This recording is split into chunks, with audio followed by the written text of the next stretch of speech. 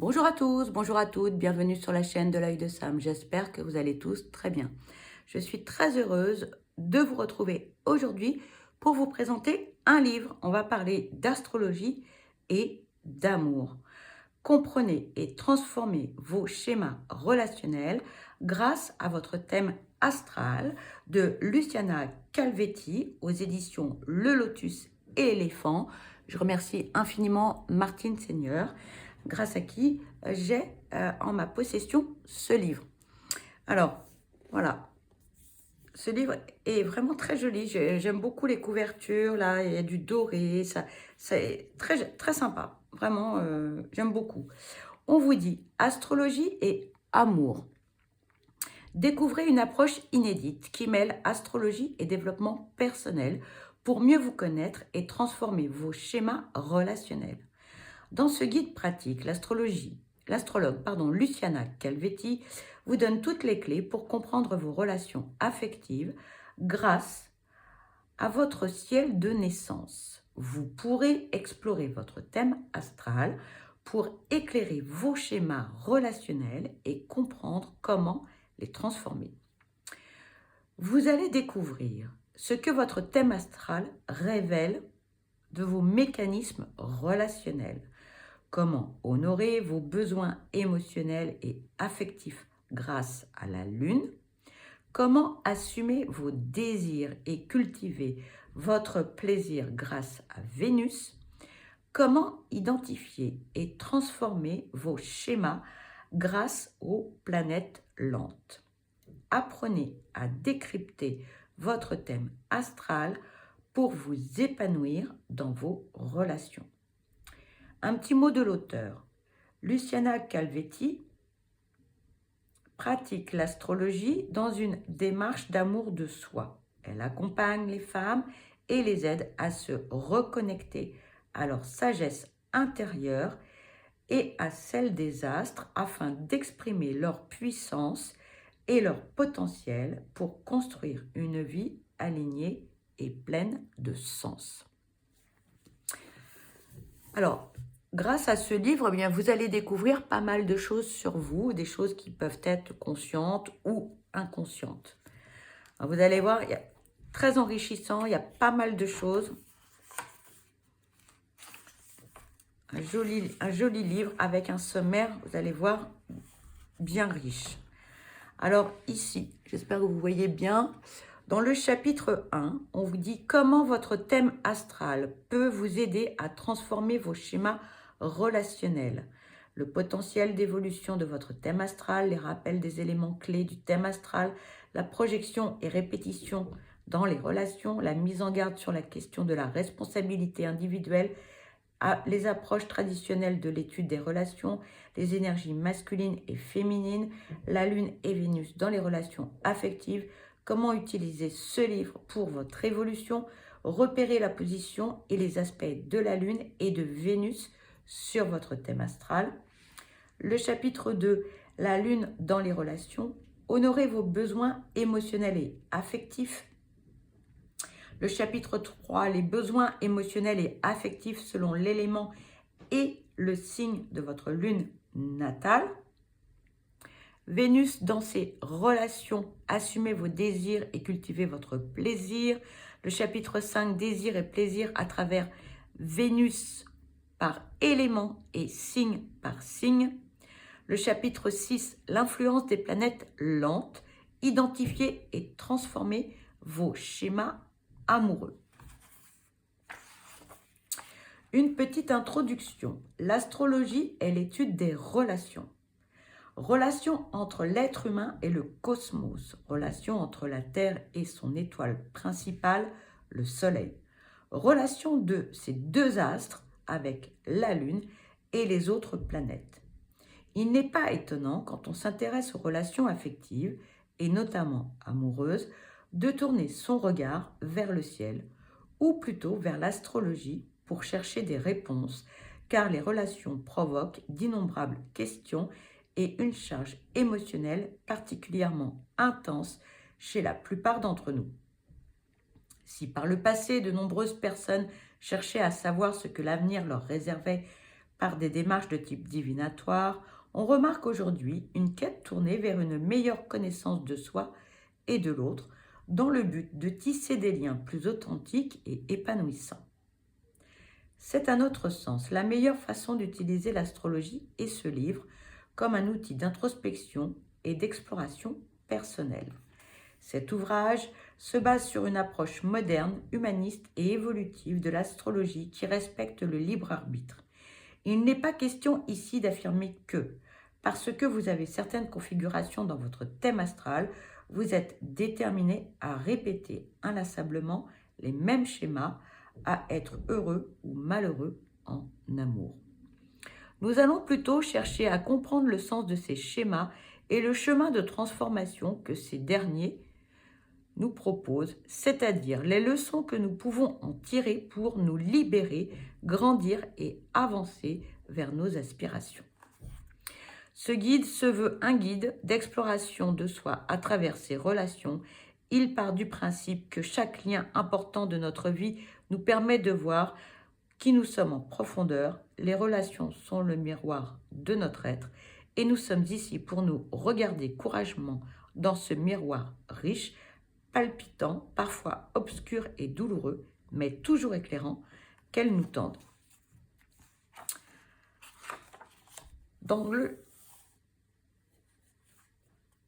Ouais, j'ai un petit souci avec la lumière. Écoutez, je suis désolée. Attendez, ça s'est arrêté. Voilà. Bon, je vous prie de m'excuser. Dans le chapitre 1, comment votre thème astral peut vous aider à transformer vos schémas relationnels. Le potentiel d'évolution de votre thème astral. Le thème astral est un outil qui décrit bien plus que notre personnalité. Il est la carte au trésor de notre potentiel et nous montre un chemin vers la réalisation personnelle. Dans cette démarche, il ne s'agit pas d'atteindre la perfection, mais la totalité, comme disait Jung. Le thème astral nous offre la représentation graphique des différentes parties qui habitent en nous, conscientes et inconscientes, vécues intérieurement ou projetées à l'extérieur. Les informations que nous livre notre thème astral constituent notre empreinte énergétique, une sorte d'ADN invisible dont nous allons pouvoir petit à petit, et grâce à l'étude de l'astrologie et à sa confrontation avec la réalité, décrypter et comprendre le sens. On vous rappelle les éléments clés du thème astral. On vous parle également donc de tout ce qui est important. Alors, chacun de ces éléments a une signification propre qu'il est important de ne pas confondre. On vous parle des astres. Alors, pour mieux les comprendre, nous pouvons utiliser la métaphore d'une pièce de théâtre. Les astres représentent les énergies conscience. Les différentes parties de notre psyché, ce sont les personnages de la pièce de théâtre. Les signes sont des processus de transformation qui vont changer l'expression de ces énergies conscience. Donc, ce sont les costumes portés par nos personnages. Les maisons sont les champs d'expérience où vont se manifester ces énergies transformées. Donc, ce sont les scénarios et les décors où joueront nos personnages. Et pour finir, les aspects, enfin, représentent les relations qui se tissent entre les énergies conscience qui vont créer des tensions ou des soutiens entre elles. Ce sont les dialogues qu'entretiennent les planètes. Vous avez la projection et la répétition dans les relations. On vous parle de mise en garde sur la question de la responsabilité individuelle, des approches traditionnelles de l'étude des relations. On vous parle des énergies masculines et féminines dans le thème astral. Dans cet ouvrage, nous allons nous concentrer sur deux principaux astres féminins du thème astral, la Lune et Vénus. C'est un choix qui doit être expliqué. En astrologie, pour analyser la relation d'une femme avec les hommes, on observe généralement la planète Mars et le Soleil dans le thème astral. Mars représente un jeune homme, le compagnon ou le fils, et le Soleil, l'homme ayant acquis le rôle du père, qu'il s'agisse de son propre père ou du compagnon devenu père. Je ne vais pas tout vous lire, mais je vous explique juste un petit peu je vous lis quelques petites pages. La Lune et Vénus dans les relations affectives. La Lune et Vénus représentent des fonctions psychologiques orientées vers le lien, l'amour et l'attachement qui existent d'autant chez les femmes que chez les hommes. La Lune représente notre mécanisme émotionnel prédominant qui est une conséquence directe du rapport à notre mère et aux figures d'attachement qui ont pris soin de nous dans la petite enfance. Pardon. Vénus, quant à elle, correspond à notre sensorialité, à tout ce que nous trouvons de bon, de beau et de bien, et que nous allons naturellement chercher à attirer et expérimenter à travers nos relations. Vénus nous parle de plaisir, de sensualité et de sexualité, éléments clés dans les relations amoureuses qui seront abordés dans les chapitres suivants. Comment utiliser ce livre pour votre évolution? Alors, on va vous expliquer en fait comment créer votre thème astral. Voilà, donc ici, on vous dit comment repérer la position et les aspects de la Lune et de Vénus sur votre thème astral. On vous l'explique, je ne peux pas tout décrire parce que sinon je vais faire de la publicité par rapport à un site internet, mais je l'ai fait, voilà. Donc, j'ai réalisé le thème astral d'une amie. Donc, voilà ce que cela donne. J'espère que vous voyez bien. Donc, ici, vous avez tout autour des chiffres de 1 à 12, ce qui correspond aux maisons. Ensuite, à l'intérieur, eh bien, donc, vous avez tous les signes astrologiques. Et ensuite, à l'extérieur, eh bien, vous avez les planètes. Donc ici, on peut constater que la Lune se trouve ici et le signe astrologique ici, c'est le Sagittaire. Ensuite, en ce qui concerne, eh bien, donc Vénus, Vénus se trouve ici. J'espère que vous voyez bien, voilà. Et donc Vénus, eh bien, donc est en Bélier. Après, donc vous avez toutes les autres planètes. Par rapport aux différents signes astrologiques pour pouvoir, j'ai envie de dire, d'aller plus profondément dans votre thème astral. Nous, on va s'arrêter à la Lune et à Vénus. Voilà, donc en fonction du placement de la Lune et de Vénus, eh bien, vous allez avoir des informations. Alors, soit c'est votre thème astral, mais vous pouvez aussi le faire pour quelqu'un d'autre. Ça peut être votre compagne, votre compagnon, un membre de votre entourage, des amis, la famille, etc. On vous parle de la Lune dans les relations. Honorez vos besoins émotionnels et affectifs. Ici, on vous parle donc de la Lune. Donc, la Lune, ce sont les émotions. L'activation de la Lune lors de la gestation. L'activation de la Lune lors de la naissance et de la petite enfance. Et l'apparition du mécanisme lunaire. On vous parle de la mère et de l'enfant, la Lune, l'amour et répétition dans nos relations. Guérir sa Lune de naissance pour être soi au monde. Des précisions techniques et mises en garde sur le mécanisme lunaire. Dans le résumé, on vous parle de la signification de la Lune dans le thème de naissance, donc votre thème astral, d'accord ? On parle des émotions de notre mère pendant la grossesse et lors de la naissance, les soins que nous avons reçus juste après l'accouchement. Bon, je suis désolée, j'ai un problème avec ma lumière. J'espère que vous voyez malgré tout correctement. Je ne sais pas ce qui se passe. Voilà, je ne sais pas. Bon, voilà, elle nous fait des misères, pardon.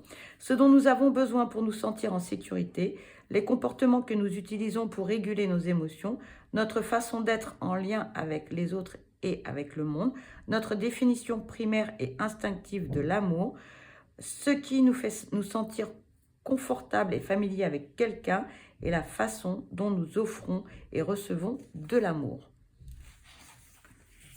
Les besoins émotionnels et affectifs selon l'élément et les signes de votre lune natale. Alors, ici, donc, on vous parle des lunes qui sont en signe de feu. Donc, si la lune, elle est en bélier, en lion et sagittaire, donc, comme ici, comme vous pouvez le voir sur cet exemple, la Lune est en Sagittaire. Alors, qu'est-ce que l'on peut nous dire? Quand la Lune se trouve dans un signe de feu, Bélier, Lion ou Sagittaire, l'individu aura tendance à ressentir plus facilement des émotions chaudes, comme la colère, l'impulsivité, l'agressivité, mais aussi l'enthousiasme, le courage et la passion. Il pourrait craindre le fait de ressentir des émotions qui l'affaiblissent ou engendrent une perte d'énergie ou de dynamisme. Là, ici, en fait, on vous parle dans la généralité, d'accord? Et ensuite, donc là, ici, on a la Lune en Sagittaire. Vous avez le descriptif. Si la Lune est en Bélier, plus particulièrement, si la Lune est en Lion. Et ici, eh bien, donc j'ai mis un marque-page parce que sinon je m'y perds. J'ai refait la vidéo 2 fois pour pas vous faire perdre de temps. Ici, nous avons donc la Lune en Sagittaire. Et donc, vous avez tout le descriptif par rapport eh bien, donc, à la Lune en Sagittaire. Voilà. Ensuite, donc, vous avez donc toutes les lunes en fonction du placement. Après, on vous parle de Vénus. Voilà. Vénus dans les relations. Assumez vos désirs et cultivez votre plaisir. Vénus est l'expérience de la sensorialité, intimement liée au corps. Vénus désigne, dans notre thème astral, ce qui éveille, nourrit nos sens et nous procure du plaisir. Elle nous permet de découvrir ce qui nous fait vibrer, ce qui nous fait sentir vivants. Donc, en fonction du placement de Vénus dans votre thème astral, eh bien, c'est le même principe que pour la Lune. Donc, ici, on vous parle de la Lune à Vénus, de la relation statique à la relation érotique. Vénus, la beauté de l'âme et du corps. La problématique et les difficultés vénusiennes. Le désir et la souveraineté. Un petit résumé concernant les significations de Vénus dans le thème de naissance. C'est notre sensorialité, ce qui donne du plaisir à notre corps et le fait de vibrer, sensualité et sexualité, notre sensibilité personnelle, ce que nous trouvons bien, beau ou bon, nos valeurs et notre créativité, ce à quoi nous donnons de la valeur, ce qui nous plaît, ce que nous aimons, nos goûts, ce que nous désirons, ce que nous aimerions avoir, sentir, vivre, recevoir nos désirs, ce que nous attirons de façon magnétique, nos relations et notre abondance, la confiance en notre valeur personnelle, la certitude que nous méritons le meilleur, notre estime de nous-mêmes. Ensuite, on vous parle du travail avec les archétypes pour activer, éveiller et incarner sa Vénus. On vous parle du désir et plaisir à travers Vénus par les éléments, signe par signe. Donc ici, dans l'exemple, eh bien, nous avons, j'espère que vous voyez bien, nous avons Vénus en Bélier. Voilà, alors je vous remontre, je ne sais pas si vous voyez. Voilà, ici on a Vénus, le Bélier. Donc, ici on vous parle de Vénus en signe de feu. Si Vénus, par exemple, était en Verseau ou dans un autre signe, eh bien, il faudrait se reporter. Soit c'est un signe d'air, soit c'est un signe d'eau, soit c'est un signe de terre. Donc là, on a l'aspect général. Les personnes avec Vénus en signe de feu trouvent du plaisir dans la projection de leur désir vers l'extérieur. Elles aiment être vues et reconnues dans leur individualité. Donc là, on a une généralité sur Vénus en signe de feu. Et ensuite, eh bien, vous avez la particularité de Vénus dans les signes individuels. Ici, dans l'exemple, c'était Bélier. Les personnes avec Vénus en Bélier sont initiatrices, aller vers ce qu'elles désirent, y compris dans la danse amoureuse. Est-ce qui les fait se sentir les plus vivantes que jamais Pour cela, elles auront besoin de reconnaître ce qu'elles aiment et ce qui les attire, l'assumer et l'affirmer sans honte. Donc là, vous avez tout le descriptif de Vénus en Bélier. Et puis ensuite, eh bien, explorer l'archétype ici de la femme sauvage. Donc, c'est en relation naturellement avec donc Vénus en signe Bélier. Si toutefois Vénus est en signe de Lion, par exemple, eh bien là, vous avez tout le descriptif et puis vous avez l'archétype. Donc, si Vénus est en Gémeaux, eh bien vous retrouvez, pareil, hein, la signification et vous pouvez explorer l'archétype donc du personnage. Voilà. Vous avez donc naturellement Vénus en signe d'eau. Donc là, on a la généralité. Et ensuite, signe par signe. Ensuite, on vous parle de l'influence des planètes lentes. Donc, dans les planètes lentes, vous avez Saturne, vous avez Uranus, Neptune et Pluton. Alors, bon, après, c'est à vous, hein, en fonction de votre thème, de voir où se trouvent en fait vos planètes. Moi, je ne l'ai pas fait, mais vous pourrez le faire sur le site, il n'y a pas de souci. Donc là, on vous parle de transformer l'ombre en lumière. On vous parle de Saturne dans les relations, de l'exigence de l'amour de soi. Donc ensuite, vous avez les indicateurs d'expérience, les indicateurs de l'influence de Saturne dans nos relations. Et donc, vous avez la même chose pour toutes ces planètes lentes. La création du schéma saturnien pendant l'enfance, la manifestation dans la vie adulte, les conséquences dans les relations. Donc là, on parle de Saturne, mais pour Uranus, Neptune et Pluton, c'est la même chose. Les cadeaux de Saturne dans les relations saturniennes, pardon. Après, on vous parle d'Uranus. Donc, on vous parle d'Uranus en astrologie, les indicateurs, voilà, dans les relations, dans l'enfance, pendant la vie adulte, les conséquences par rapport aux relations. Voilà.